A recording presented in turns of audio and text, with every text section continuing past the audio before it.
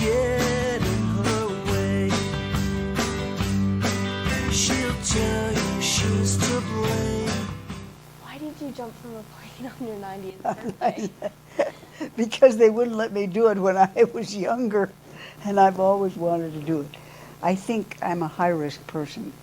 I believe in taking risks. I think you have to take risks in life. How did you feel when you first jumped off? Like, yeah. Well, I see what you say.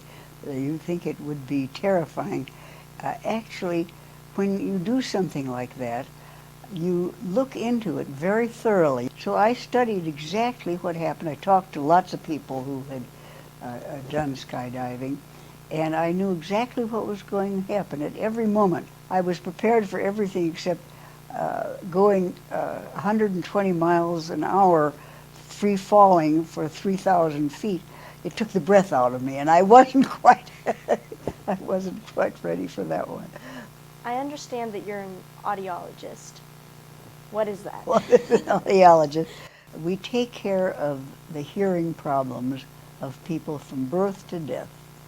We see what their problem is, whether it can be relieved somehow medically, or whether a hearing aid would help, and whether we can go ahead and work with them to get used to a hearing aid and to get used to their hearing loss. What was a typical work day like for you? What did it look like?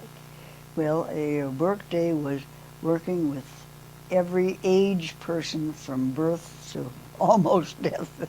They were all alive when they got to me. But I liked dealing with all of them. The babies, of course, were my specialty.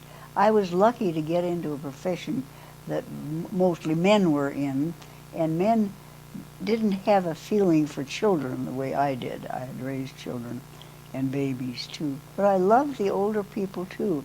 I just loved dealing with, I remember fitting a 95-year-old man who was a poet, and he was just so delighted with the hearing aid. How did you discover that using hearing aids on young babies and children was critical for development of speech? I really found that through experience, and it was started when I was first in the field, and I was teaching at the University of Denver and had a clinic there for people. People would bring children in and we'd fit them with hearing aids. A wonderful audiologist, Doreen Pollock, and I worked together on children, and we found that the younger we put the hearing aids on, the better was their ultimate speech and language skill. So we started putting them on as young as possible, and it never failed. The younger you got them, the better was their ultimate speech and language skills, regardless of the degree of hearing loss. So what's the very youngest that you can get kids? Right at birth. So from then on, my one purpose in life was to test babies at birth. And it took 40 years to get it done, but they finally accepted it. How did you get everyone else to adopt this test? I talked about it all the time, and I worked with it. People did not accept it in the medical profession or even in my own profession. And I think what finally turned the corner for us was a wonderful research audiologist, Christine Yoshinaga Etano, who is a marvelous researcher. And she took a lot of the babies that we had tested at birth and put hearing aids on, and at about 3, 4, 5 years old, she compared them with children who had had later hearing aid fittings and later training. And there was absolutely no doubt the earlier we put hearing aids on, the better was their speech and language. Everything pointed to that. And she published that in a wonderful journal, a pediatrics journal. And there was just no question after that. What are you most proud of in your career? Well, I'm most proud of the newborn hearing screening, because I think any new idea takes a long time to germinate and a long time to develop and to be accepted. And I think my starting with it back in 1960, 62, 63, uh, helped it, the ultimate acceptance of it. That really took a long time, but you know, what did Gandhi say? First they ignored me, then they laughed at me, then they criticized me, and then we won. How did it feel to be the minority, like the woman who is doing what only men are supposed to do?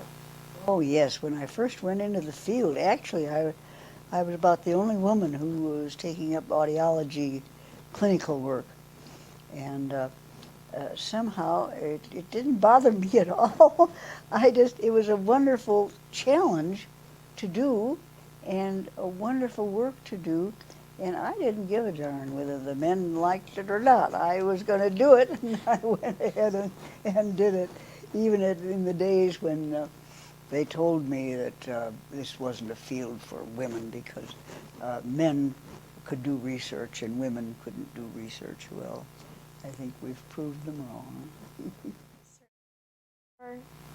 Before I came, I was just really nervous. Like got out of the car and I was just like, okay, I can do this. And I got in, sat down. I was just a lot more comfortable than I thought I would be. And Nicole, tell us how you were helping in the background and how, what you think. I was a little camera person, and I would watch them from a head-on angle, and it kind of was cool. I got to listen like wholeheartedly to like what they were both saying and what she was asking, and then I tried to put that in my perspective and how I felt about that. How do you feel about meeting Marion? Oh, I was so excited. Like, I just saw her. I was like, this lady jumped out of an airplane? She's awesome! And I just think that she's amazing.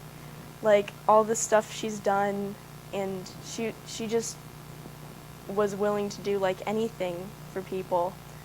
And she's just awesome.